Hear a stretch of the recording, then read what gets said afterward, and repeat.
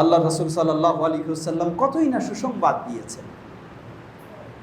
একজন ব্যক্তি বহু সম্পদের মালিক হতে পারে, কিন্তু বহু সম্পদের মালিক হলেই সে বহু সওয়াবের মালিক হতে পারবে না। বহু ইলমের মালিক হতে পারে, বহু ইলমের মালিক হলেও সে বহু সওয়াবের মালিক হতে পারে না।